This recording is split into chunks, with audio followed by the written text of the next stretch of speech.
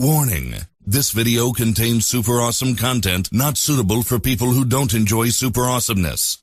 Viewer discretion advised. The wrestling podcast that sets all other podcasts apart. Covering news from the world of WWE, AEW, TNA, and more. Your favorite weekly episodic podcast, Ramblers Unleashed, starts now.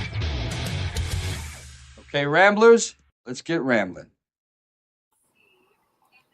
Well, hello, everyone. Thank you so much for joining us today on this Super Sunday Fun Day. It's a bit of a different view with me because I'm having some internet issues and I'm not sure what's going on with what. So for the time being, this is what we have to work with. And thank you to you for tuning in. And also thanks to our wonderful producer. I'm going to see if I can move this phone and get a little better picture. Maybe. Is that better? You're gorgeous, brother. Oh, thank you, buddy. It's all good. Me, I don't feel gorgeous. Usually I'm on my bigger rig to do the show, but thank you for your patience. And again, thank you to our wonderful producer J-Bone for helping us out today. Max will be in just a few moments. He is off getting some coffee, getting geared up for a lot of talking. Man, we have a lot to dive into. Let's introduce our producer of the show. For without him and the gizmos that he brings to the show, plus his vast wrestling knowledge, we wouldn't be here today. The host of Smashers podcast and Total Nonstop Impact with the latest TNA reviews over WWE, or over TNA rather, than any other podcast. You can also catch some WWE stuff on his Smashes podcast channel. Ladies and gentlemen, he is the great and infamous J-Bone. Golfers clap for him. What's going on, buddy? Happy weekend. Please save photos for later. Thank you. Exactly. Yeah. Oh, it's going, man. Yeah, there's been so much happening in the world of wrestling. We got releases. We've got fallout from several events. Bound for Glory was awesome. Crown Jewel, for what I stayed awake for, was fun. It's amazing how massive that event has become and how it's evolved over the last handful of years. Yeah, there's a lot to talk about, bro. Yeah, we have quite a bit to unravel in this show. Of course, we are going to talk the fallout of Crown Jewel. We're not going to go into a complete review. We're just going to give you some results of what happened at Crown Jewel. So let's go ahead and do that. First off, it was the Solos Bloodline versus Roman Bloodline. And Solo Bloodline was able to capture that victory. Then we had Belair and Cargill versus Jackson and Legend versus Sky and Sane and Green and Niven. I was not a fan of that match at all, but Belair and Cargill retained. You had Rollins and Reed. Man, that was a hell of a match, though. Rollins with the victory on there. Liv Morgan versus Nia Jax after some run-ins and some interruptions with Dominic Mysterio and Tiffany Stratton. And he also had Raquel Rodriguez. Liv Morgan won the women's Crown Jewel belt. Randy Orton and Kevin Owens. That was J-Bone, did you see the Randy Owens and KO match at all? It really wasn't a match. No, it really never got started. That was a hot mess. And that was kind of disappointing. I really wanted to see a definitive winner on that one, but it just shows where the feud is going. It shows where things are happening in the mind of Kevin Owens. And Triple, I got a feeling we're going to see a conversation between Randy Orton and Triple H going, I told you. I told you. Well, yeah, because on SmackDown, Randy Owens was pretty much airing his grievances, and Triple H said, I'm trying to protect you from Kevin Owens. And I feel like this is going to set up more of a storyline as we go. So this feud is not done, but In case you missed it, during the entrance, Owens attacked Randy with a chair to the knee.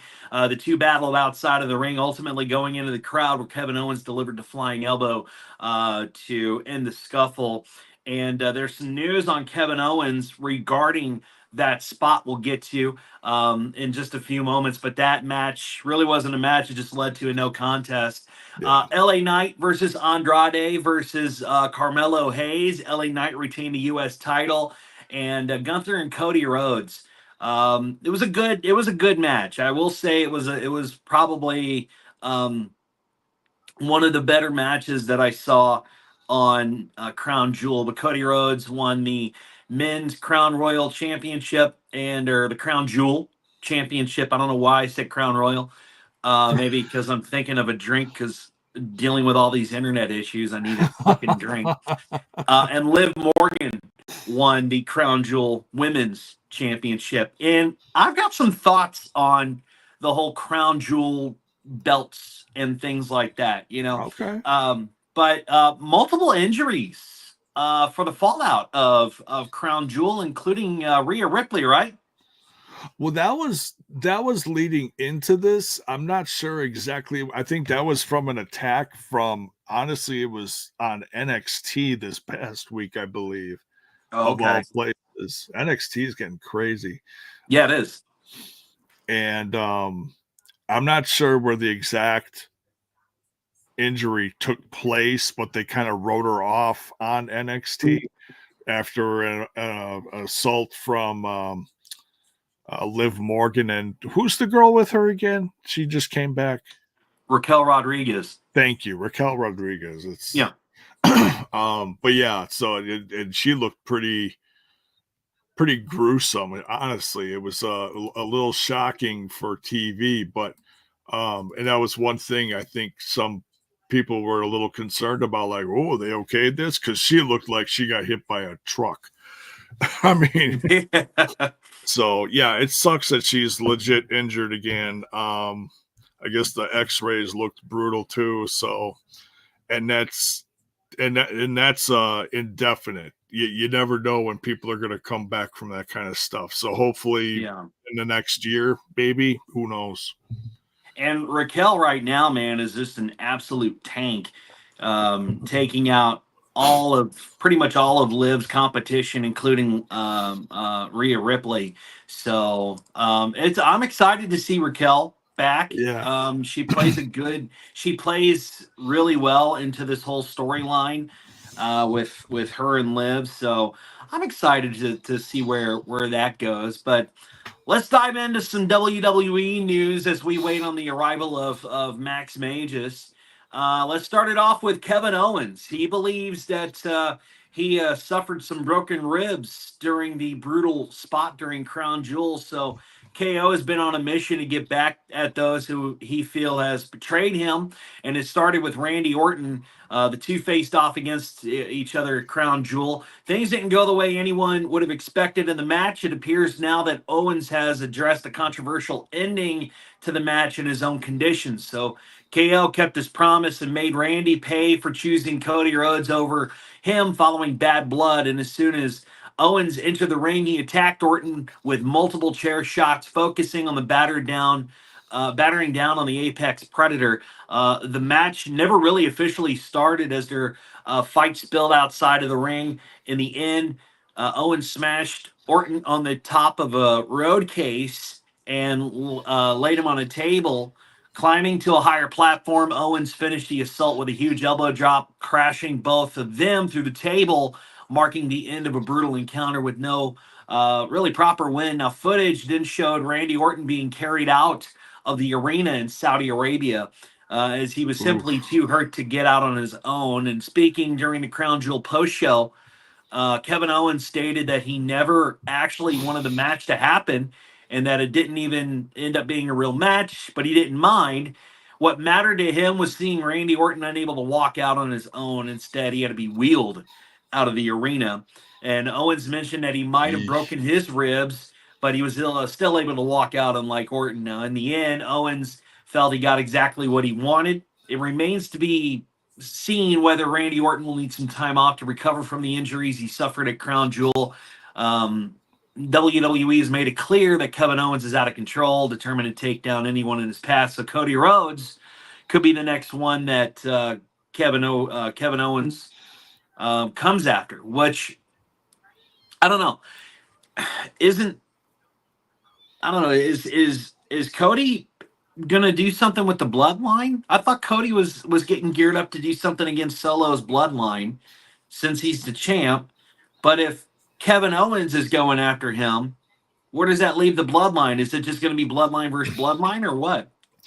Honestly, with War Games coming up, I think the Bloodline and the OTC crew, or whatever you want to call them, Roman Reigns and the Usos, I think they got their own fish to fry right now. They got their own issues to deal with. I'm sure eventually it'll circle back to Cody, but right now, it seems like there's many other people that are going to be going for Cody, including Kevin Owens. Seems like a right choice for the next number one contender, unless they have some kind of match like what's happening on Raw on Monday. Sure. That's besides the point. But yeah, I don't know. I do. It's been a long time since we've seen this side of Kevin Owens, and I'll tell you what, honestly, it's refreshing because this is what we saw when he first came into the company. He was brutal, and it when he started reigniting his feud with Sami Zayn, and that is one of the greatest wrestling feuds in history. It honestly is, because it dates all the way back to Ring of Honor and the Indies and such. And the fact that it's gone back and forth on a bigger stage like WWE is just awesome. Yeah. So yeah, it's good to see this side of Kevin again. Do I think he's going to take the title off of Cody? I don't know, man, but I can't wait to see what happens, if they do lock up.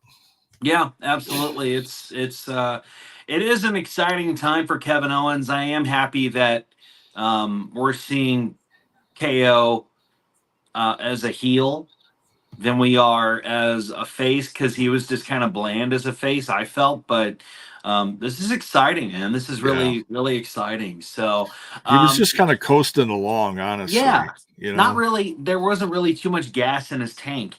The fire wasn't there as we've seen previously with Kevin Owens. So I'm looking forward to this storyline with KO.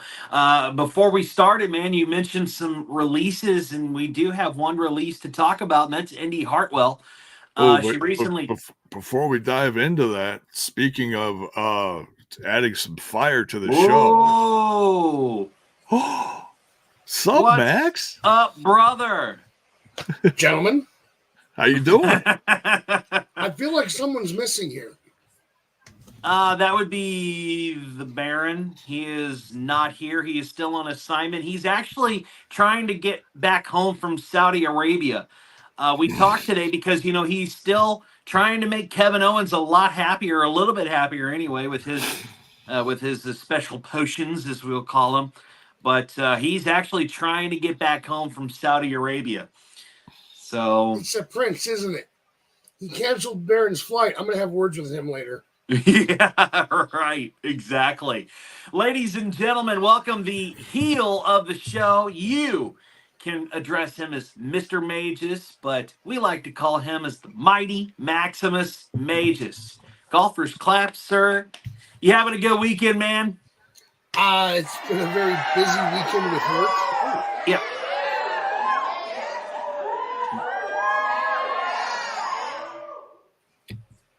It's been a very busy weekend with work. In fact, I was out till 1:30 in the morning in a store fixing a problem. No. And 1:30 before time changed over. Yeah. It was rough, but I managed to get it figured out. And yeah, let's just say that when you have exposed cables on your cash drawer cable that's on a metal shelf, you might short your register out a few times. Yikes. Yikes. That's no good. Yeah. Well, who's pouring French fry grease on the wires? I mean, that's not cool, man. It turns out it wasn't French fry grease. You know how they always say the shake machine's broken? That's what's happening is they're using the shake mix on the cash drawer cable instead of in the shake machine. You have to go in there, Max, and just address that. You need to smack them. Oh, we had some words last night, definitely. I had more words with the registers than I did with the people, but we did have words. Good. So I trust that you will rectify that situation. Oh yeah, it'll be dealt with soon. And under the new contract, because the producer doesn't feel like recording it and replaying it, I have you don't have to intro me. You don't have to intro me because I'm like running on half tank. You don't have to intro me. We are good to go. Half tank, got it.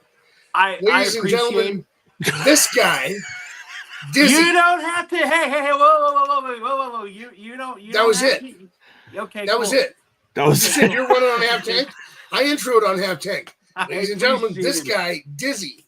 Yeah, thank you. I'm having some internet issues today, so I'm trying to get them. We'll get them sorted out, and we'll get back to normal just as soon as we can. But we are gonna have from the desk of Max Mages coming up soon, and that regards Seth Rollins and his in-ring career.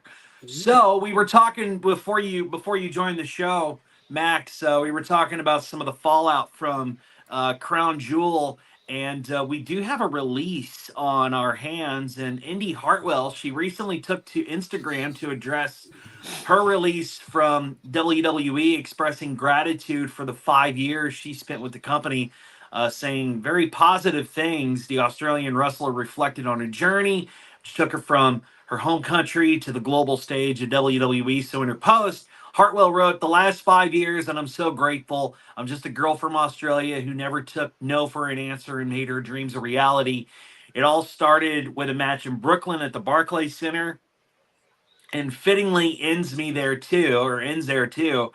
She concluded with an inspiring line: "Don't cry because it's over. Smile because it happened," showing her appreciation for the experiences and memories made during her WWE career. Now, there's really no word on her next step, and fans are eagerly awaiting some updates on where she can go. But with her 90-day no compete clause in place, maybe a while before we see her anywhere else. But speculation is already circulating, as you can probably tell or guess, about potential interest from companies like AEW or TNA. But Hartwell's message did strike a chord with fans, many of whom responded with support and encouragement, celebrating her accomplishments and sharing their hopes to see her back in the ring soon. So I'm going to start it off with Max, man. Where do you think Indy Hartwell will go? And that's the question of the day too for our listeners. Comment in the comment section on where you think Indy Hartwell will go, either AEW or TNA. So, Max, where do you think she'll land up, man? Personally, I would hope that she ends up in TNA, where she might have a chance to thrive. Because if she goes to AEW, she's just going to be a small fish in an already underutilized pond, because they have so many people on the roster. Although, I suppose she could join the invasion angle, which, as I said last week, is one thing that Tony Khan has actually done right so far. So that's a possibility there. But I also want to point out, if you guys didn't see, Sean Ross Sapp tweeted that she had been released, etc., and she replied to that tweet and said, "Wait, what?" Like she hadn't been informed before it hit her Twitter. Oh, I don't know whether she had her or if she was just playing around, but it's what it looked like she hadn't been informed ahead of time. Well, that's crazy, man. Why? I don't understand why the dirt sheets have to report on something that isn't couldn't be, possibly made official from them. You know, maybe that was just a little jab at Sean Ross Sapp. Could be. J-Bone, where do you think Indy Hartwell will wind up? I gotta agree with Maximus Magus here. I think TNA would be a great platform for her. Yeah. And it seems to be I hate using the word typical, but I feel like on a stage like TNA that's been slowly and steadily growing over the last handful of years, it hasn't been this big in the last decade. Seriously. The audiences are growing, the venues are growing. It's great. And putting her on a stage to really shine and do her thing, and God knows that in TNA she's going to have a lot more freedom than, say, other places and or opportunities. And that's not a shot at Tony. It's just that, he already has 200 people on his roster, and it's a constant shuffle to try to, keep certain ladies on your TV screen. So, and it just, TNA, I just feel, does a better job at it. You put a little story in here, put a match in here, put a promo in here, and they do a great job of keeping several knockouts on your TV screen at once. Right. Yeah, I mean, I agree. I really hope Indy chooses or she's presented with a TNA contract, because I think she could do really, really good things with that company, and that would give her the option to both go to TNA and possibly go back to NXT, making a return there. So honestly, the sky's the limit for Indy. We hope that we see her back soon. And I know we will. We just don't know where exactly. But leave your thoughts in the comments and let us know where you think Indy Hartwell could wind up. Do you think she's all elite, or do you think she's going on Impact? Let's go back to the desk of Max May just for a quick second. And this involves Seth Rollins. So during the Crown Jewel Premium Live event, Seth Rollins squared off against Bronson Reed in singles competition. It was truly a hard-hitting battle from start to finish. Saw the Visionary pick up the win with multiple stomps. Considering the fact that Seth Rollins' body has gone through a lot of wear and tear, and he suffered a lot of injuries this year, fans truly wonder whether he'll be able to compete inside the square circle for much longer. So he spoke to NBC Loud, and Seth Rollins was asked about his in-ring future and whether he had a message for his fans who all grew up watching him. Seth Rollins talked about his future in wrestling, saying he doesn't want to feel old, but after 12 years in WWE, he realizes he might be closer to the end of his career than the start. He's not sure how much longer he can keep going, but he wants to give his very best every time he steps in the ring. Max, does that surprise you that Seth is, after 12 years, Seth could possibly hang up the boots? No, not at all. In fact, did you see the match between him and Bronson? Yeah. Because I told Rowdy and his son when we were watching it last night, this man is no longer the architect. This man is now the flapjack, because all those tsunamis that he has taken the last few weeks, especially the ones yesterday, he's got to become Hulk Hogan, who we know I'm not a fan of, has stated at various times in his career that the human body can only take so many bumps. That it only has a certain number of bumps in it. And while I may dislike the guy, that's a fact. I'm sorry, you can only take so many bumps before your body's like, screw you, we're done. And so hearing from Seth himself that he knows he doesn't have a whole lot of time left is not a surprise. What is a surprise is that Seth realizes that he's there. We all know that he doesn't have a lot of time left in that ring. He has pushed himself. He has done a lot in that ring. He has taken a lot of bumps. He's been bumped outside more than a lot of the guys on the current roster. And his body is going, hey, maybe we should slow it down. He's like, No, man, did you see that match with Bronson? We got a great match coming up. I got a fatal 4-way. It's getting close. I say he sticks around long enough for John Cena's retirement, and then a couple months later, he's going to announce his. Yeah. Ooh. Oh, I did not see you say. I did not see that coming from you, Max. I thought that maybe Seth would go a little bit longer, maybe into 2026, take some time off, and then, maybe 2026 he would announce his in-ring retirement. J-Bone, what are your thoughts on it, though? Well, go that's ahead, still Max. possible, by the way. The 2026 timeline, because John Cena's retirement comes sometime late next year, and I said he goes a few months after Cena, so that would put us in 2026. Yeah. J-Bone, what are your thoughts on that, man?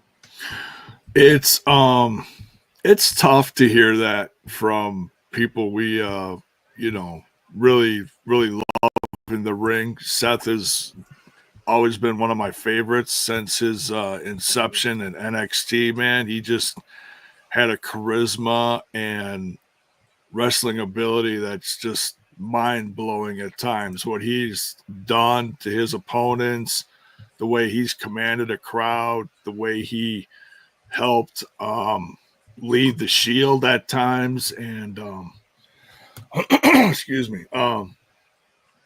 Yeah, it's tough to think about that. It's but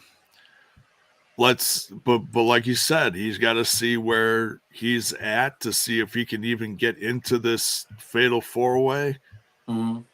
He may be another one like Cena, like Bryan Danielson. His his full-time career is over by the hands of Moxley recently. Yep. That doesn't mean he's not coming back for a one-off here and there, but yeah, like Max said, you can only do so much. You got a bump count, and when that bump count is up, you reach a certain age and you got to start listening to your body. Yeah.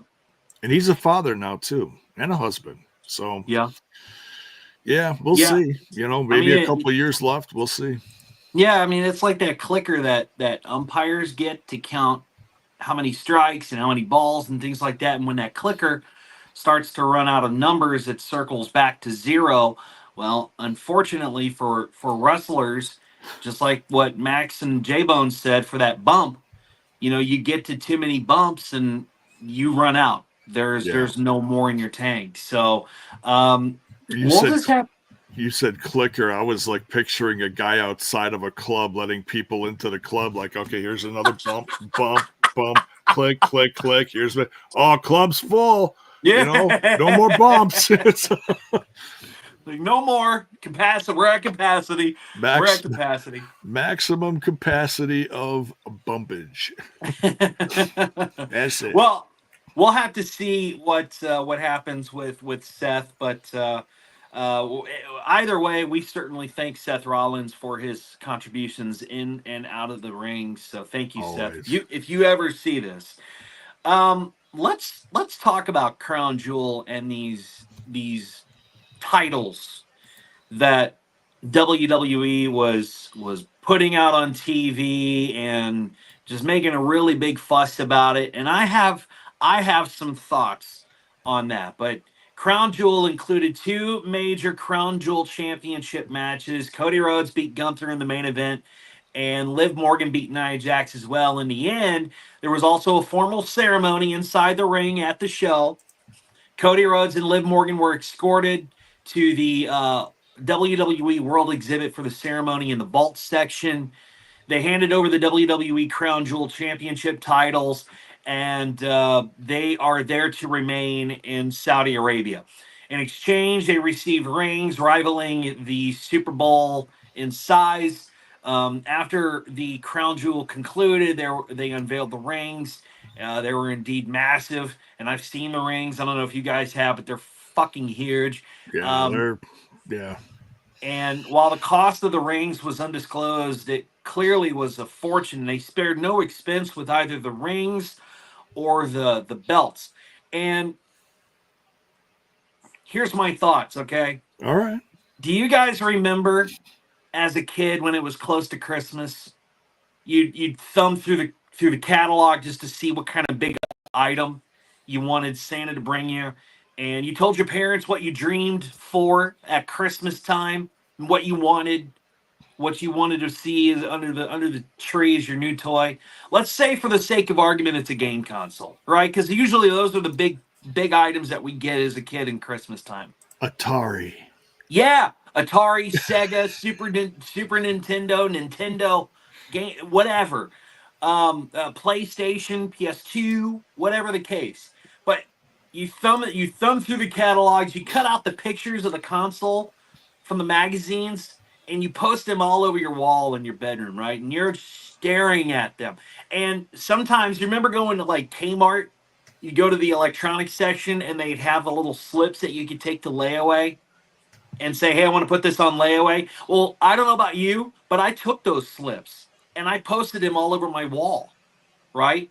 And I just laid awake dreaming of getting my hands on this console, like I was just salivating for it, And then the day finally comes. It's Christmas.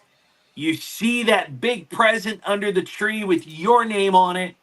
You wait to open it. The time comes, and in my house, one person would play Santa and hand out the presents.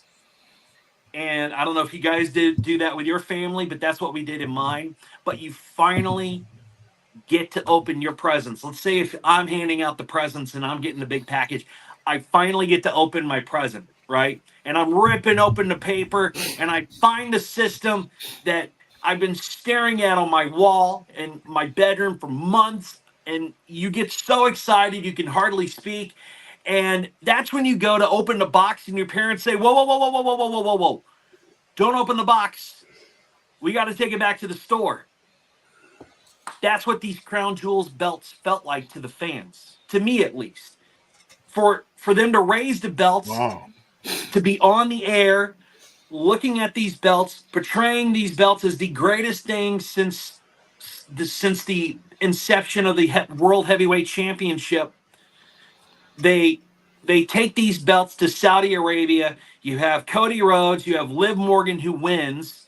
They raise the belts in the air, and then they just take them back to this world exhibit, and they're going to stay in Saudi Arabia. Why?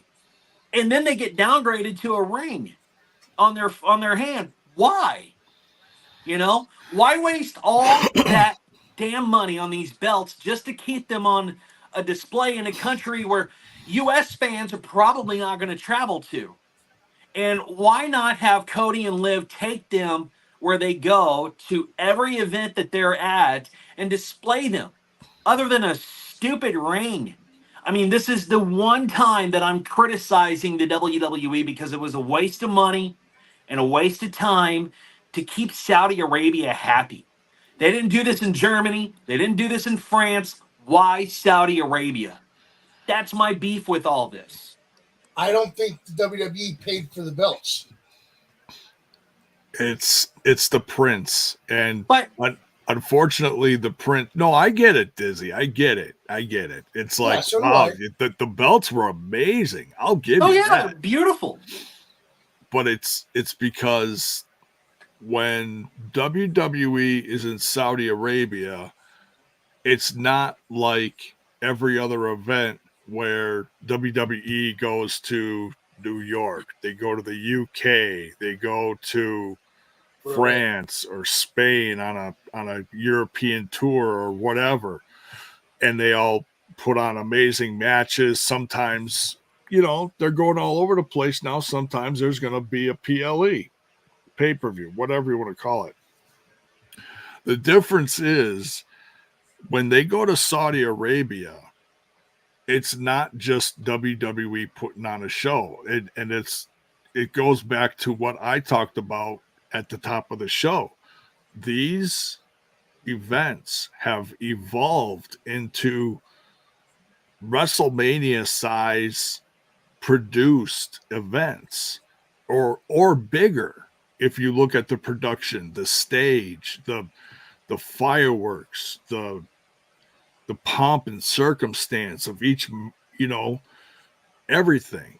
And it's because of who's, I hate to sound like it's a Vince McMahon thing, but for lack of better ways to describe it, it's the Prince.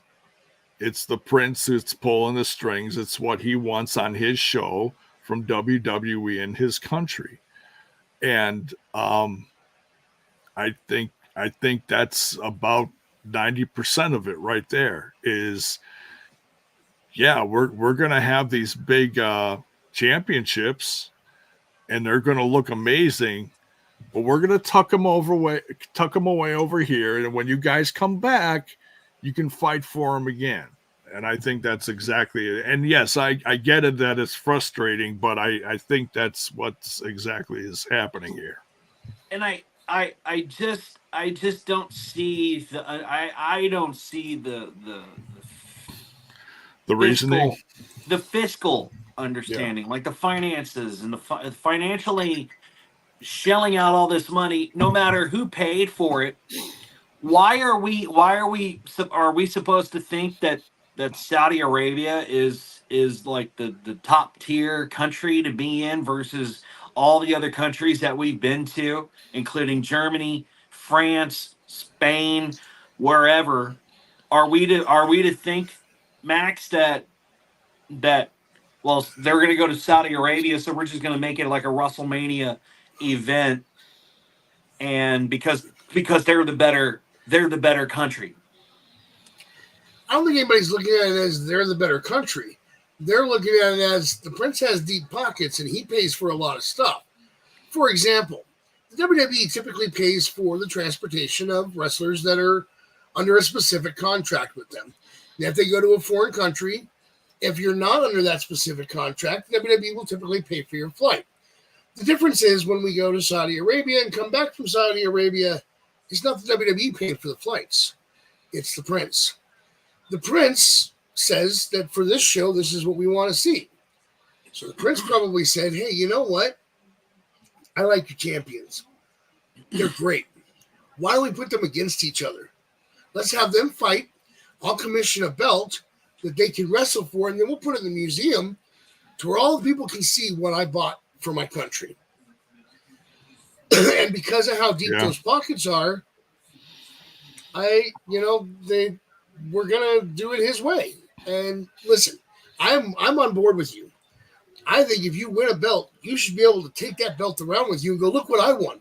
Oh my God, it was a hard-fought battle. I took on Gunther and won to get this. But could you imagine Liv walking through an airport with that thing? I mean, she wouldn't be standing upright for long because that belt would just keep dragging her down and she'd keep hitting the ground. But I do see your point, and I agree with it. I think that the prestige of winning something like that should allow you to carry it. But Trips himself stated, let's see who can get the most rings. So my thing is, can we get somebody with enough rings to beat out Tom Brady? That is a good way to look at it. That's a good way to look at it. I did not know the Prince said anything about who can get the most rings, but that's a good way to look at it. It just, I don't know. I felt like robbed in a sense. Like, they touted these belts all over TV, and they were shoved in our face, and like, look at me, and then they just get to stay in one area or one country that most of us are never going to be able to ever go to. And it's just, I don't know, it's just kind of frustrating to me. But let us know in the comments if you're a fan of it, if you liked it, or whatever the case may be. Let's move on to some AEW news. And Dustin Rhodes is still in AEW, kind of. Despite his contract reportedly expiring around the end of September or start of October, the Natural has not officially parted ways with All Elite Wrestling or Ring of Honor. Now, according to Fightful Select, Rhodes and AEW are still in negotiations, but as of now, nothing was done yet. even though Rhodes hasn't wrestled since his contract expired, he's still technically a champion. Rhodes currently holds both the ROH tag team and 6-man tag team championships, which makes this contract situation even more interesting. And fans are wondering what this means for the titles and for Rhodes' future in AEW and ROH. As negotiations continue, it's unclear what the future will hold. Will he strike a new deal with AEW, or could he be moving on? At this point in time, I think Dustin should just call it quits with AEW. I mean, they've really done nothing with him. His brother's in WWE, and Cody's already referenced his brother on WWE TV as well. Am I too off to think this? But I'm thinking Dustin should just go back to WWE and be a coach for Cody. That certainly is an option for him. I know Dustin has publicly said that his career is winding down, and he's done everything he could possibly do. He's been a great mentor to those younger in AEW. And obviously his time is gold dust in WWE has been legendary. I'd like to see him maybe do one last something, maybe with his brother, something in the WWE, possibly go in the Hall of Fame this coming year. I think that'd be really cool. Yeah. That'd be proper. And gosh, he's had so many ups and downs, but this last decade plus has been so inspiring, honestly, to watch him do this clean and sober. He's in the best shape of his life, and to go out where he's at, it's a proud statement. Yeah, we'll have to see. And it's honestly, as far as like him holding the titles and such, I think that's kind of sloppy business on the part of AEW. Because if someone's getting to the tail end of their A, career, B, contract, C, whatever the situation, you don't put titles on them. I mean, if you think there's a definite chance that they're going to resign, yeah, sure, put a title on him. But like you said, he's getting towards the end of his career. I don't understand why you put a title on a guy and there's that many question marks regarding everything surrounding him. So I don't agree with that. I mean, I'm not watching Ring of Honor, so I got no opinion about that. But we really can't watch Ring of Honor. We don't know where it's airing. Well, it's on its own site. You got to subscribe to it like it was before. Yeah. It's just, it's the same thing, just it's the same but different. But yeah, we'll see. We'll see where his career. Only Dustin knows where he's gonna end up, what he decides to do. I mean, Max, do you feel like Dustin should move away from AEW? Because honestly, they don't really utilize many people, and I don't feel like they've utilized Dustin in the way that he needs to be utilized, except for maybe being a coach to the young kids that are coming in. But do you think he could make a return to WWE and maybe work for the Performance Center and on the side, like part-time, be like a coach to Cody? What are your thoughts? Here's the thing. I'm a huge fan of Goldust. Don't get me wrong.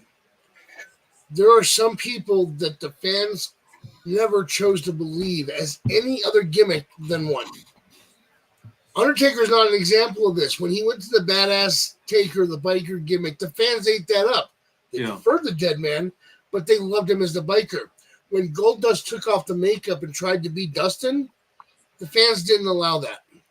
So to return to the WWE and be a coach is going to be a little difficult because the fans aren't going to buy him in whatever gimmick that he is doing that in unless it's Goldust. WWE fans are fickle that way. As far as his time with AEW, I want to touch on something that you said about how you don't give a title to somebody that you think is at the end of the road. You do if you're convinced that you want them to stay, so you're trying to re-sign them, even if they've made it clear they're not really planning to re-sign. But you want them to re-sign, so you're like, listen, I'm going to give you incentive. Here's the belt. You're now the champ. You know, you're bribing them with that title in that case. Yeah, I get that. Yeah. And with Dustin, though, I don't know. I would love to see him come in and be a coach, mentor, manager. Cody doesn't need a mouthpiece. He's pretty good on the mic. But I would love to see him come in and do something with his brother. I wanted to see a legitimate run of the Dusts. I thought that as a tag team, that would have been a fun gimmick, but it was never taken seriously because back then nobody took Cody seriously. Right. And that sucks because Cody deserved to be treated better than that. And I know that everybody thinks that the Stardust was an example of him not being taken seriously. If you had done it right and worked the two of them together the way you should have, it might have been different, but you guys treated him as a joke in and out of the makeup. Well, Stardust was a Vince creation, wasn't it? A lot of things were Vince creation. I like draws being puke, you know? Yeah. I would like to see Dustin come back to WWE, maybe work for the Performance Center and helping the young kids come in, or maybe going to NXT and doing something there. But maybe he could. Cody definitely could always use backup, and if his brother could come in and be some sort of backup for him, then that would be helpful. I don't think it would drag Cody down at all if Dustin came in to do that. But time will tell. I think they're still in negotiations with Dustin at AEW and Ring of Honor. So we'll have to see where he goes. Right now, only time will tell. As far as the Young Bucks go, Nicholas Jackson of the Young Bucks has been dealing with a serious shoulder injury in recent weeks, leading to confirmation that the brothers will be taking an extended break from AEW television. The news comes after Jackson disclosed he's been battling a separated shoulder, which likely factored into the team storyline exit on AEW Fright Night Dynamite, where they lost the tag titles to Private Party. The storyline exit showed both Nick and Matt clearing out their locker room and telling Christopher Daniels that AEW had become too chaotic. While this departure sparked fan speculation about possible internal issues, some sources report that it's purely a storyline move, likely giving Nick the necessary time off to focus on recovery. Now, according to sources, the brothers have re-signed a new deal with AEW, and they will return. As the Young Bucks step away, fans are left to anticipate how the AEW tag team division will evolve in their absence and what the Bucks have plans and store for their eventual comeback. But I'm just going to throw this out here. Do you think it was wise to put the tag titles on Private Party? And we'll start with Max. No. Yeah. Listen, I've watched AEW since the beginning. I was so excited. Cody breaks away from this company that doesn't show him any respect, joins up with these talented wrestlers from elsewhere and the Young Bucks, and they start this new company. And I'm so excited. I got to see this. I love the throne smashing, by the way. That was a great visual. But there's this one team there that I just can't get behind. And part of the reason for that is we already have the Street Profits. Why do we need another set of the Street Profits? You know? And they're the Wish version of the Street Profits. Listen, I'm sorry, Private Party, but it's true. You are.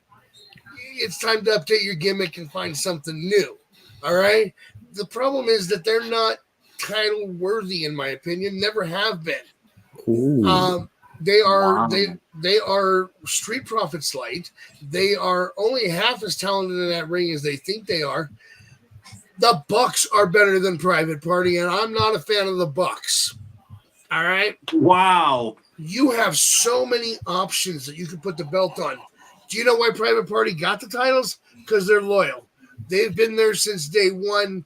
That Tony Khan decided we got to reward them. That's why they got the belts. That, and they were closely available when it was decided that the Young Bucks had to drop the belts due to injury. You know, that's all it is, honestly. I'm sorry. They need some work. They need to go to the Performance Center since obviously Khan's not working with his people that way. Once they spend a little time at the Performance Center, let's give them a new gimmick, and you can send them back to either company. Keep them on WWE or send them back to AEW. I don't care. But let's get them some real training at the Performance Center first, and then I'll change my tune about them. Shot fired from Max J-Bone. Oh, well, first I'm going to have to apply some water to this burn. That's what I'm doing. And I completely respect the opinions of Max. I do. I'm going to respectfully disagree, but I understand where he's coming from. And I'll say this: I've been a little out of touch with AEW. I've been working so hard. I missed several shows lately, but I try to at least keep up through clips on YouTube because I just don't have the time to sit down and watch a full 2+ hour show for whatever, whatever show it is. I miss some WWE stuff here and there. TNA has been a priority just because of podcasting and everything, but I still kind of know what's going on. I was not aware that Private Party did finally become tag champs. So I will absolutely applaud them on that. They have been loyal to the brand. They unfortunately have gone through, I'll just say a few because I don't know how many, injury happenings, between one or the other guys,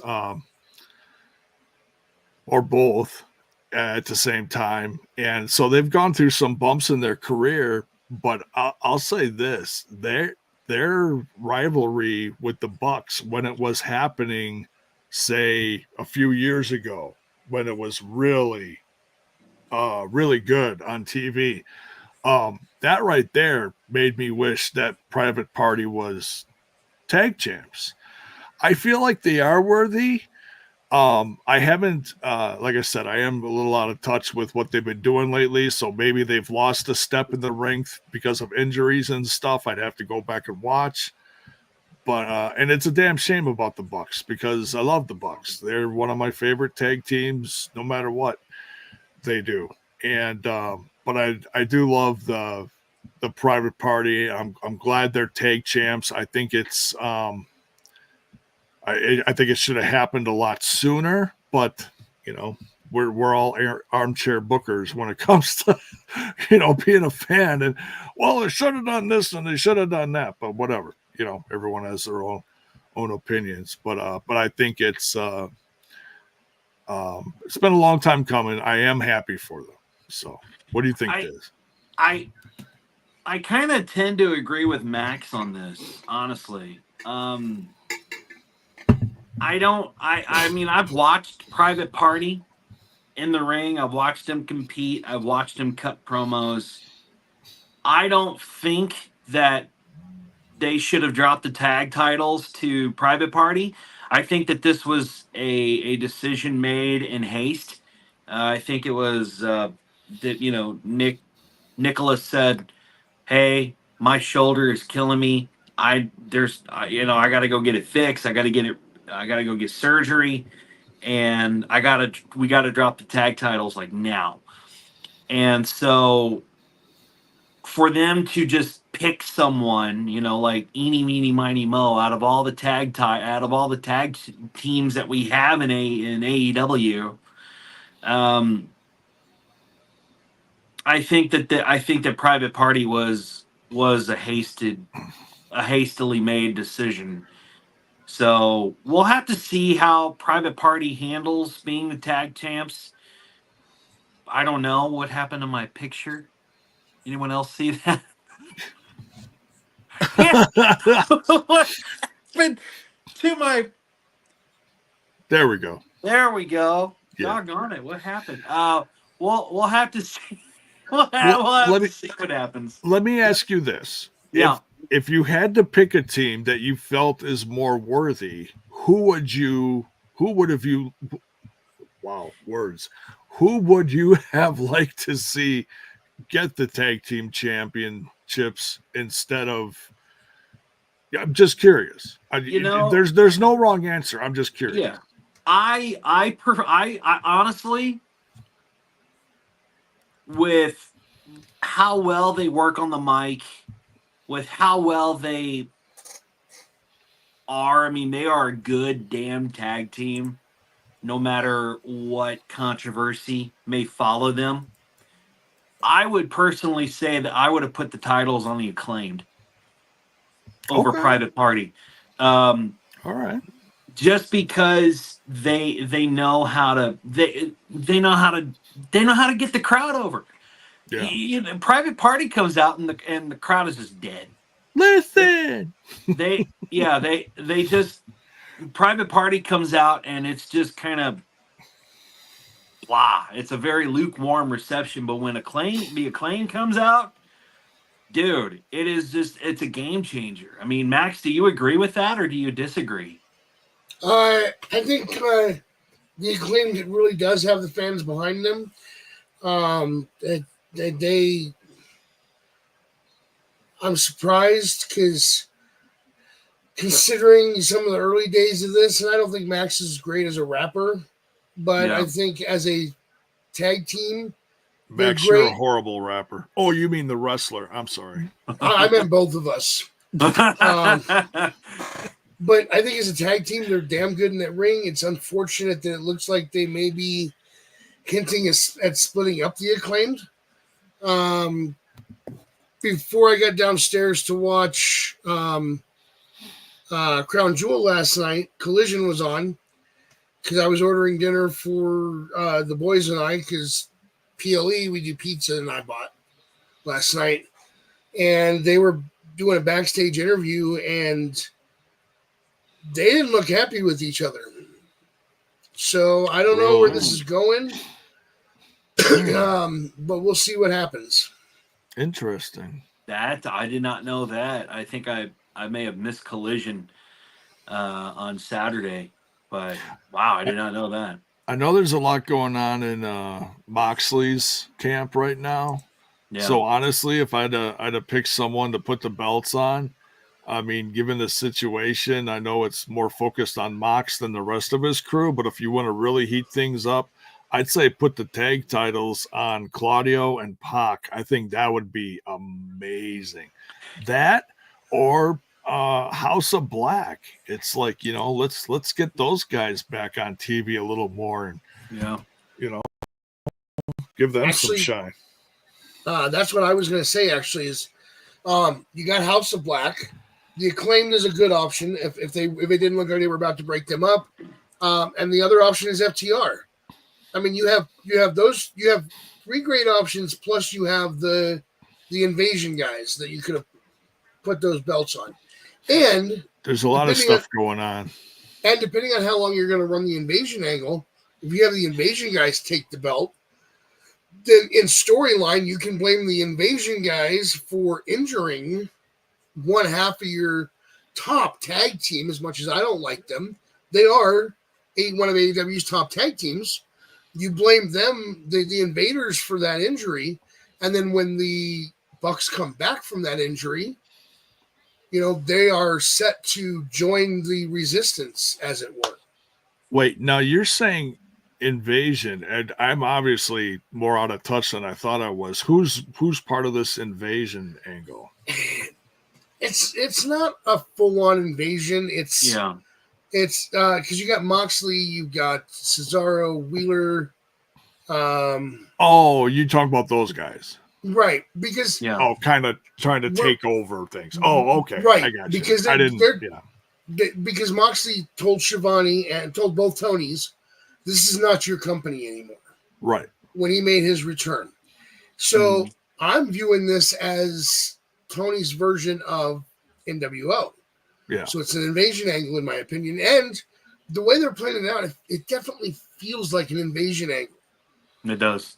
Rowdy, what do you? go ahead, J-Bone. I'm sorry to interrupt. Just one thing before I forget, and then we can move on, if you'd like.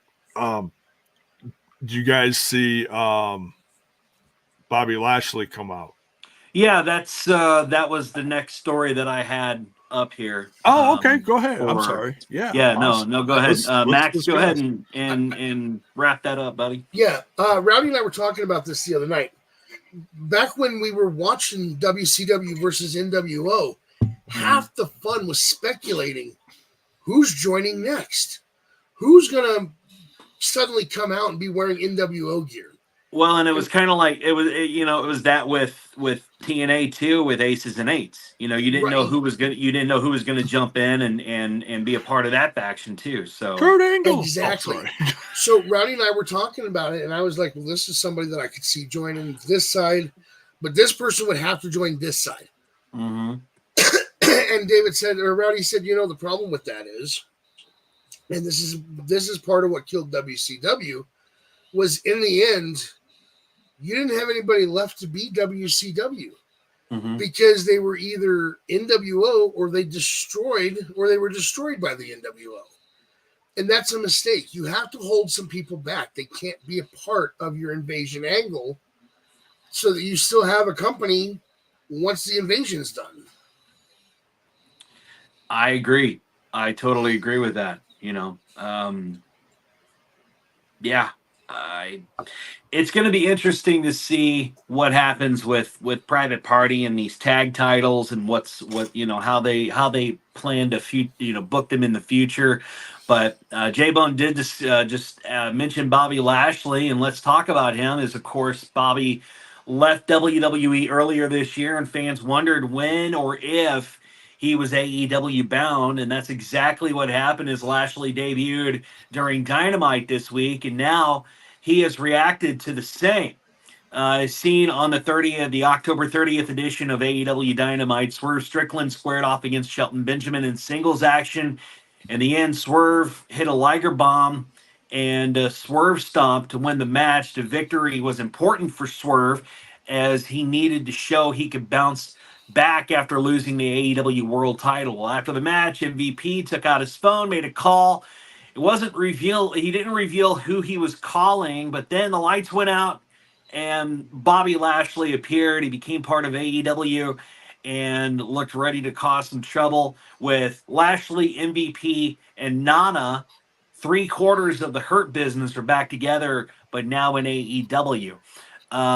When Bobby Lashley entered the ring, the crowd chanted, the holy shit.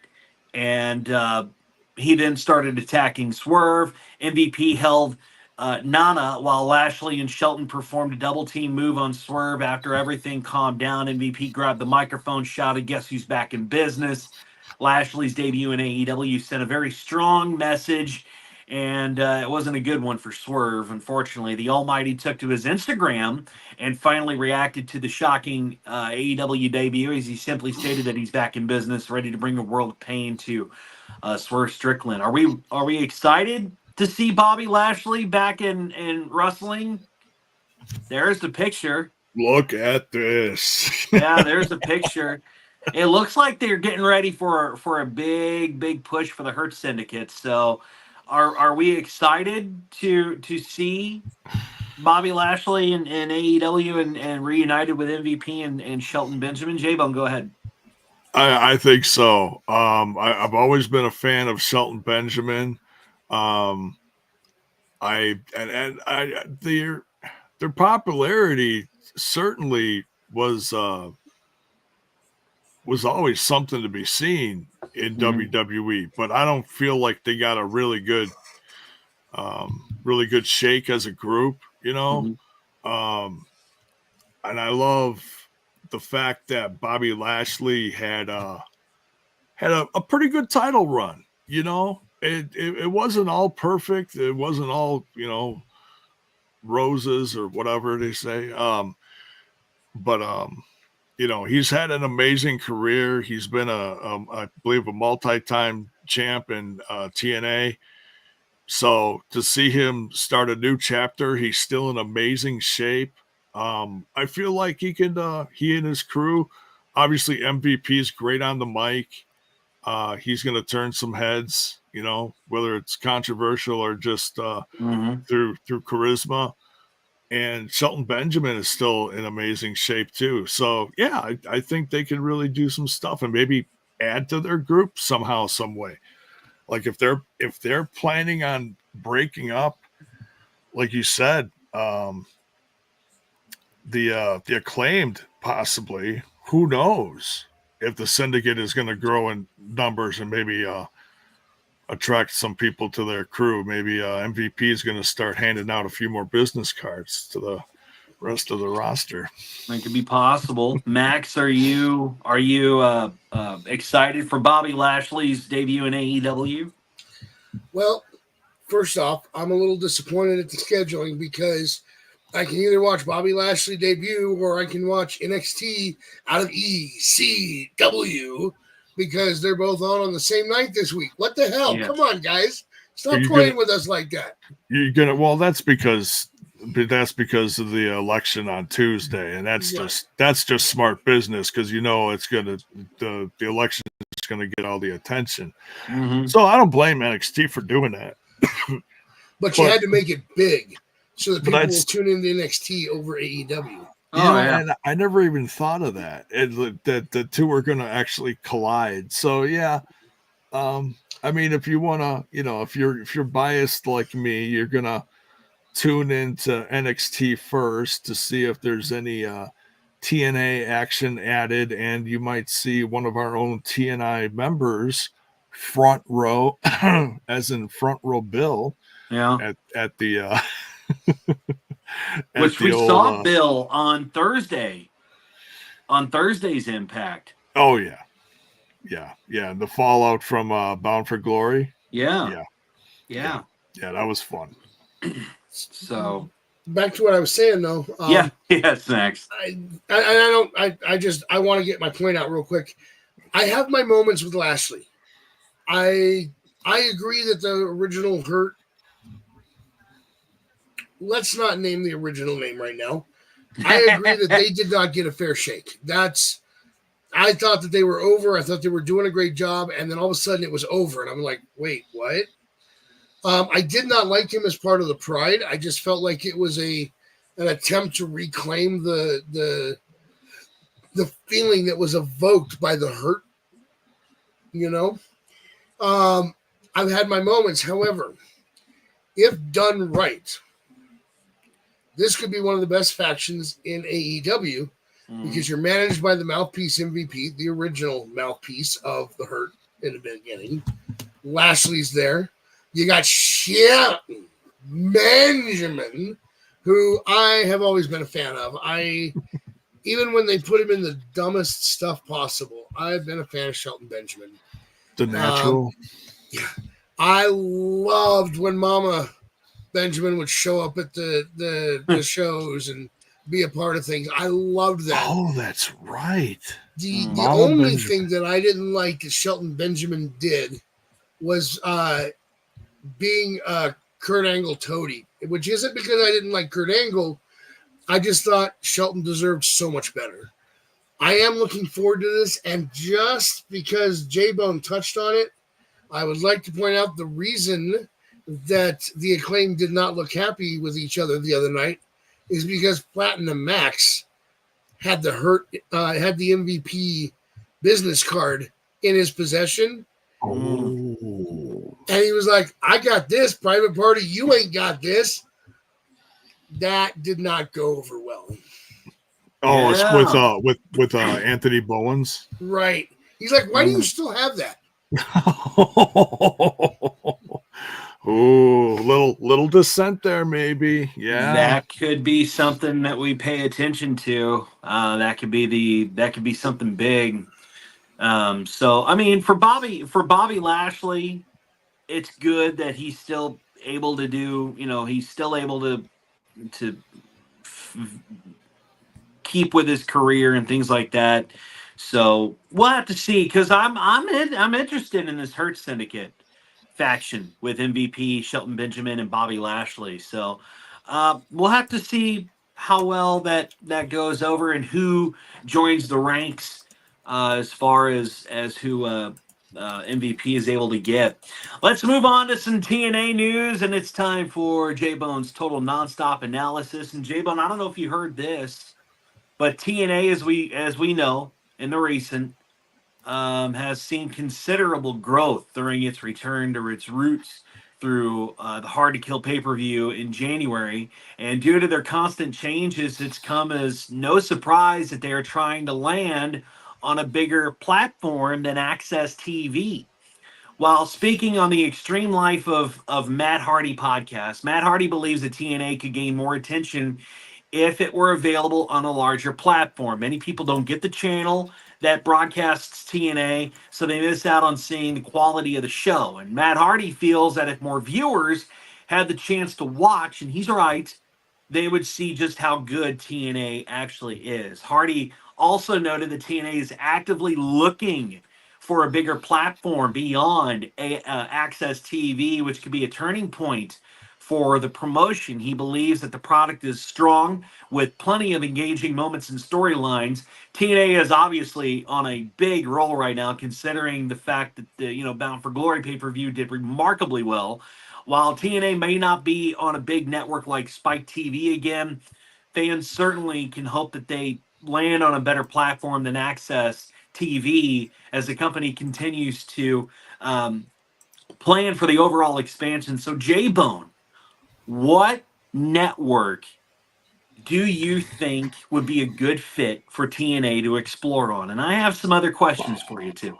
Oh, that's a tough one. That's a tough one because I just don't watch many other channels other than my wrestling stuff. And then I watch some, I've been on a horror kick lately, so I'll watch movies through like AMC Plus or other streaming services. Gosh, I know there's so many fans out there in the past that have been like, well, it should be on this channel, it should be on this network or that service or whatever. Look, and the TNA Plus is great if you're subscribed to it. I know not everybody can afford it. It is great quality. I'm glad they have it. But yeah, I feel like and there's so many opinions on TV because people are cutting the cord, going to the cheaper routes. I feel like Fox, I think, would have been a great option, but I don't think they wanted wrestling anymore on their network, which is why SmackDown is gone. I mean, I could be wrong as far as the reason. Well, I mean, AEW has been talking supposedly to Fox about this Shockwave TV show that AEW wants or that Tony Khan wants. So, I don't think Fox is completely out of the running as far as bringing back pro wrestling to their network. But go ahead. I'm sorry. Yeah. No, it's all right. I do feel it's interesting that NXT is on the CW. That's going to be interesting to see how that portrays, how that affects the fan base as far as viewership and such. I don't know, man. I would say that CW has mostly over the years, outside of when SmackDown was there, that was a little different, but it has that was UPN, not CW. But either way, CW has mostly been a show for teenage girls. What they air is content for them. Younger generation, yeah. Yeah, so this could be a positive thing because you're putting NXT, which is the younger generation, the wrestlers coming up, onto a network designed for the younger generation. Yeah. Well, do you think J-Bone that it's smart for them to take TNA off Access TV if they do find a new network? I think it is smart, and I know that's one of the main reasons why they changed the who's president right now in TNA. That was one of the big things, and you're gonna have to forgive me. I don't remember the name of the new guy. It was formerly Scott D'Amore, and we've talked about that a bit. But yeah, it seems like they changed. It's a changing of the guard. There's more of a focus on the future and growing the brand because honestly, I feel like TNA was doing good with Scott. I feel like he was good for it, but it wasn't hitting that next level of growth. It was kind of, they did really good between 2017 and 2022, and then it just kind of like froze. And it, like, they'd go to a few bigger places, but then they'd go back to smaller joints with not a great audience. You know, you gotta be a little more aggressive with stuff like this, and it has paid off. I think the roster and the WWE have absolutely helped in this, you know, as far as people talking and people curious. Yeah, it's tough, you know. Heck, maybe another night on the USA Network would help them. I don't know, you know. I mean, that would really, because if anybody's going to have money to dish out, I'd say it's the USA Network, you know, because now they've got, well, they got SmackDown back, and well, actually, that's it, because, well, Raw's eventually going to Netflix. I don't know. It's so hard, but I know that is one of the things that TNA is looking to do, is to get them on a better network, put them in front of a bigger audience. Yeah, so, I mean, as of right now, and by the way, I don't know if I'm pronouncing his name right, Anthony Siccione is the president of TNA now? Yeah, He's close the president enough. of Anthem, and Anthem Sports owns the following networks. They own Fight Network, they own Game TV, Game Plus, Access TV, which is the current home of TNA Impact, and HD Net Movies. Now we know for sure it won't be HD Net Movies, but they also own TNA Plus. So in order, J-Bone, to drive more subscriptions to that platform, do you think it's wise that they move the weekly show to TNA Plus to drive up subscriptions? Well, it is. It is actually currently on there, and you can watch it live just at the same time as Access TV. So that is good. So that, I think, has drawn people to TNA Plus if they don't have the access to Access TV. Yeah. Because of whatever streaming service they go, or cable service they go through, or whatever. So I think that has definitely helped. They've taken certainly good steps in what they've done on the road lately to draw a bigger audience. Yeah, as far as network, I really don't know what else they can do. I would say that if they're looking to move to another network, I would say the right thing to do is put it on a basic channel, like a basic cable channel, because cable companies have packages. These streaming platforms now have certain packages. DirecTV sells a certain package with certain networks on it. So I think if you put them on, even on one of the free, because there are so many like these free networks or free streaming services that people can watch, like Freevee and Tubi and all these platforms that have the free 24/7 channels. I think if they put TNA on one of those platforms, that would be a pretty big hit too, and not just TNA and move on to another program, but maybe like a TNA exclusive channel to where they can dive back into the history of TNA and show old stuff, and then show the weekly new shows of Impact, and then that way they can drive up the subscription rates on TNA Plus for the PLEs. Yeah. As far as I know, they are on a few of those, like Tubi and stuff like that. Yeah. Yeah. And like I've got a Samsung TV. I'm pretty sure that there's a channel on there too, as far as their Samsung TV has their own list of channels and movies and whatever. Right. Yeah.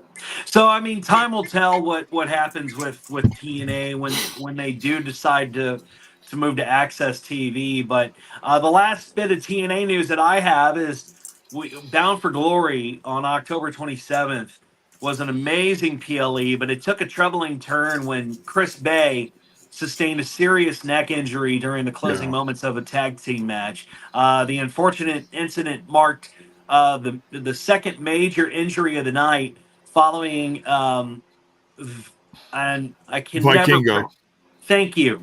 Yeah. His match earlier as he was stretchered out with his match against Trent Seven. Bay, who forms one half of ABC. Go ahead. It was actually the night after the pay-per-view, and I thought it was at the pay-per-view, but it was actually the first night of the tapings afterwards. Okay. Yeah. Okay. So Bay, who is an ABC along with Ace Austin, was competing against the Hardys when the match took a concerning turn. The accident occurred during what appeared to be a mistimed spot where Bay falling awkwardly. Medical staff rushed to his side immediately, placed him in a neck collar before carefully stretching him out of the arena as fans looked on in stunned silence. And an update has been confirmed via Fightful Select that Bay was taken to a local Detroit hospital where he underwent surgery for his neck injury. While specific details regarding the nature of the surgery have not really been disclosed, it is reported that Bay is recovering, with further updates on his condition being kept private out of respect for his privacy. The severity of Bay's injury forced TNA to end the show following the match, with the only scheduled post-show meet and greet taking place afterward. The injury has cast a bit of a shadow over what has otherwise been an exciting night for the promotion. Bay had already received a pouring show of support, and I know that there's a GoFundMe set up for Chris Bay currently, and TNA actually on the Go Home show for Bound for Glory, or the show after Bound for Glory, they actually put a message on the screen and talked about Chris Bay. So we definitely send our heartfelt wishes to Chris Bay and hope for his full and speedy recovery. But that just ties it back to what we have talked about on this show, is that these guys, they go into the ring and they put on one hell of a match, and things can happen. Things certainly do happen, and that's why I fight every day. When I tell people that I'm a fan of wrestling, people say, "Well, they dropped the F word," and I say, "No, it's not. It is not. It may be predetermined, but damn it, it is not that." Right, exactly. It is not that. People still get hurt. I mean, I've talked till I'm blue in the face about people who have been injured on both AEW, WCW, TNA, WWE, WWF back in the Attitude Era. So I've talked till I'm blue in the face and have been telling people, like, no, it's not. These people do get hurt, and unfortunately, Chris Bay did get hurt, so we send our wishes that he has a speedy recovery. Oh, absolutely. Yeah. There are different ways that you can help support Chris Bay's recovery. He has a GoFundMe, which is set up by his friends. Pro Wrestling Tees also has a special Chris Bay t-shirt saying, we love Bay. And all the proceeds from that shirt go straight to Chris Bay, so you can do that. Good. For those of you that don't know, Chris Bay has a music career that he also has. So you can go get his music on streaming services and help support him that way. And then there's a few things coming down the road within the next week or so that TNA is going to do for him, as far as like auctioning off merchandise and the proceeds going to him. But I have heard that TNA is helping fund his recovery, so that's proper. That's great for TNA to do that. You don't often hear about stuff like that, but it's good to hear. It's fantastic news. It's fantastic news. I'll say this, though, in light of everything, we love ABC, we love the tag team. I am very curious to see where this is going to take Ace Austin, because part of me And they teased a breakup within the last couple months, and then they solidified them back together. But I am curious to see the future of Ace Austin, because man, he is excuse me, he is a star in the making. Mm-hmm. And it's not a knock on Chris Bay.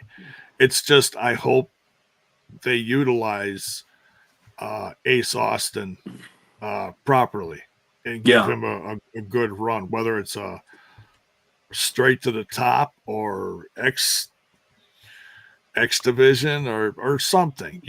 I don't think they should replace Bay as far as tag team stuff. I don't want to see that. Right.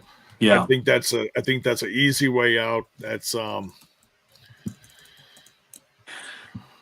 I think that they could. Front row Bill right there. Hey, Bill, how's it going, guy? Brother? What's up, dude?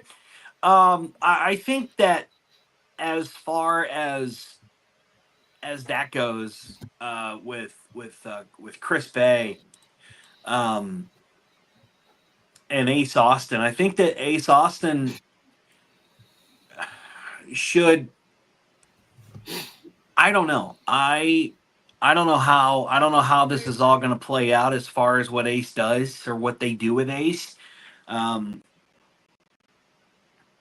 I don't know if Ace would, it would. Did they? And you have to apologize for my ignorance, J-Bone. Did ABC compete against heels? Is Trent Seven a heel currently in TNA? No. Okay. He's been a pretty good tag team partner or stable partner to Mike Bailey. Okay. Okay, because here's what I'm thinking that they could possibly do. If and again, I'm just playing armchair booker here. Mm-hmm. But what if one of the top heels of the company comes out and mentions the injury from Chris Bay in a tasteful way? It doesn't offend anybody, but it's part of the storyline. And Ace Austin comes out and defends Chris Bay, and that is what leads up to a match. And then Ace could go on to have a pretty successful solo career while Chris Bay is out. What do you think about that? It's a possibility. I mean, there's lots of roads that this could take as far as the future of Ace Austin and everything. We'll see. Yeah. We'll see. Yeah. Yeah. Yeah. Well, that wraps up the show for today. And I apologize. I'm running on like half a tank of gas here, and as I still try to figure out my internet issues. But thank you again for tuning in today, and everybody watching. And Max, how can they follow you for more wrestling content? Go ahead, buddy. For the wrestling, you can find me at Max Mages. For the nerdy stuff, at Our Shots Podcast. There were two things I wanted to touch on real fast. Yeah. No, it's fine. We didn't talk about the fact that we had the most epic moment in TNA history this week when Joe Hendry faced off with Joe Hendry. That was amazing. Yeah. Frankie Kazarian, thank you. That was awesome. That was good. I appreciate what you did. That was good. The other thing I touched on is I posted a screenshot in the messenger chat that Dizzy has been begging for this. Will you put that up on the screen for me, J-Bone? I can. Hang on a second. Look at it right now.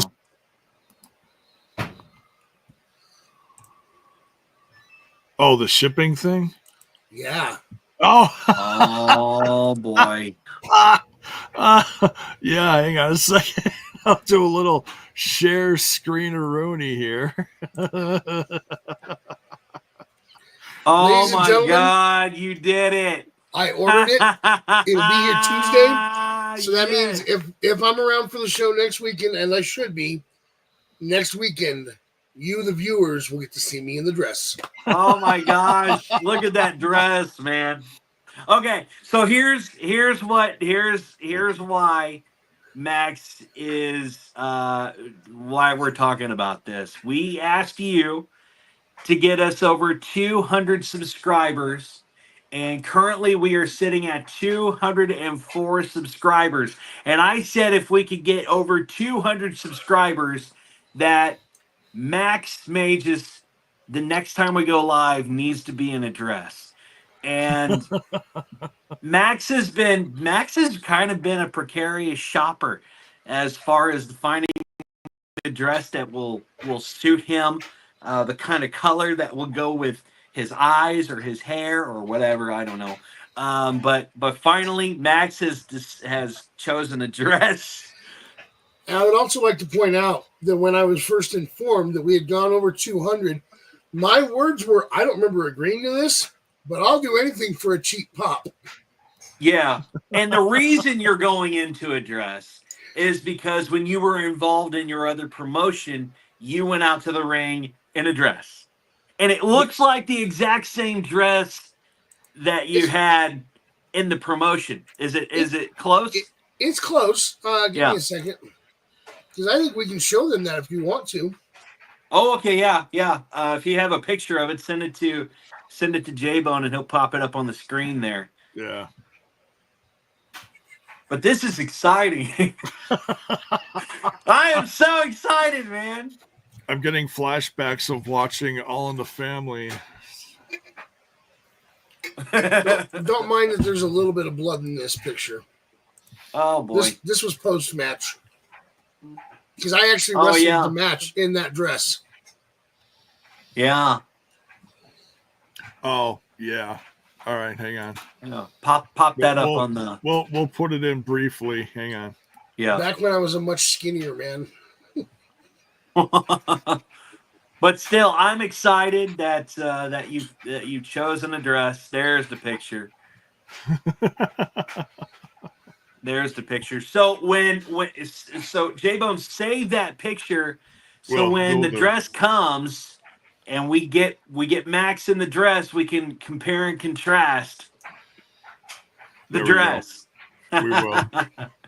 Listen, listeners, I'm doing this for you, viewers. I'm doing this for you, Rambling fans.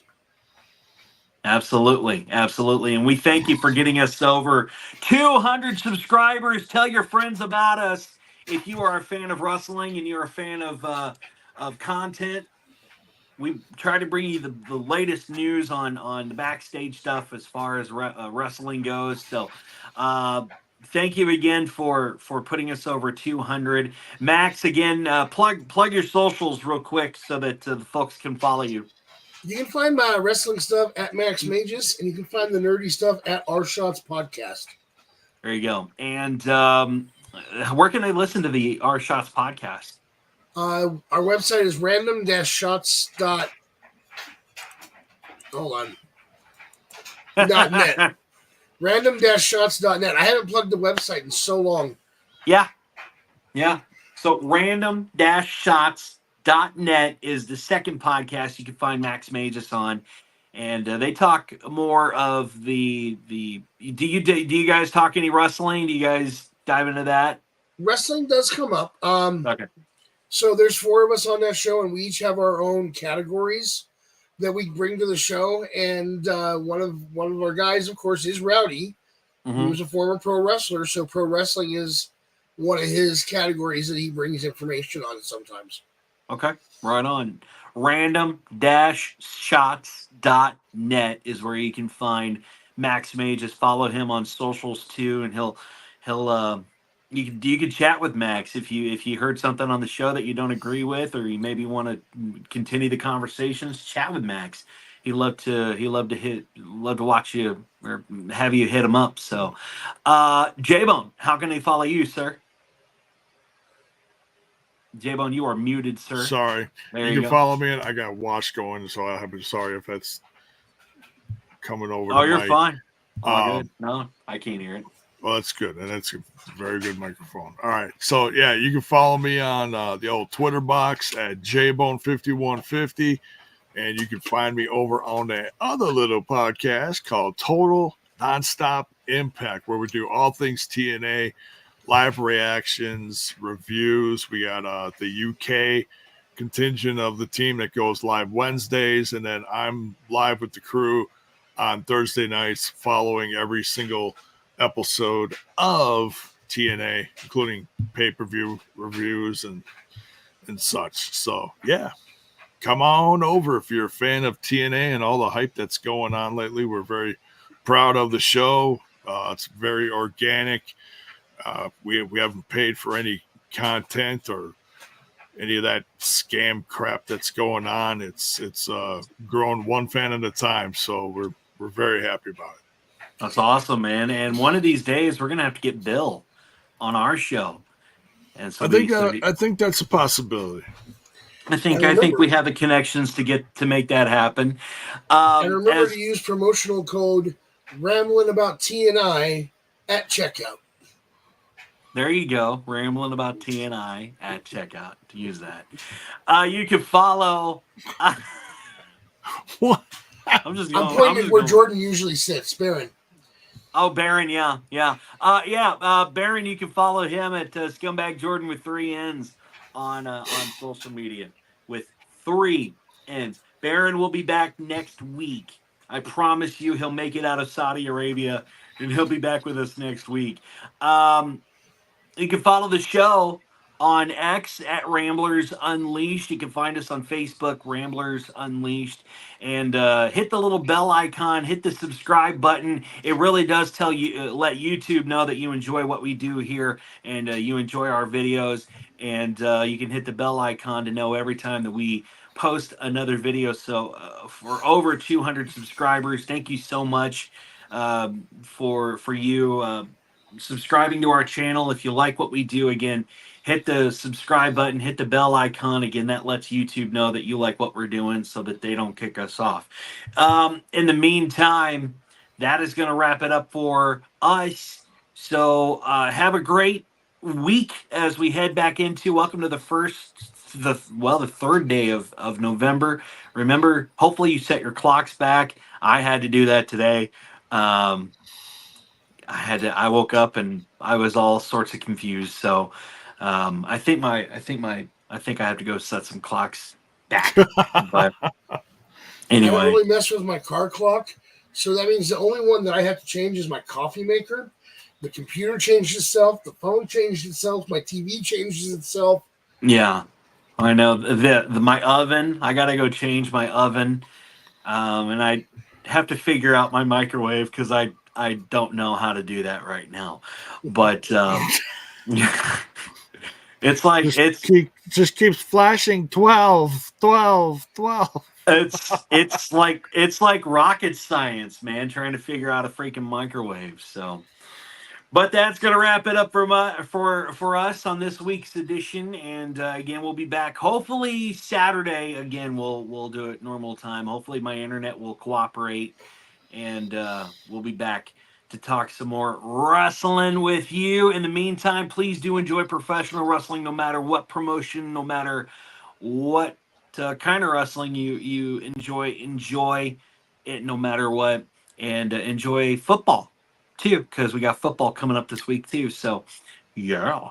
Anyway, I'm going to shut up, and we're out of here. Have a good week, and we'll talk to you next week. See ya.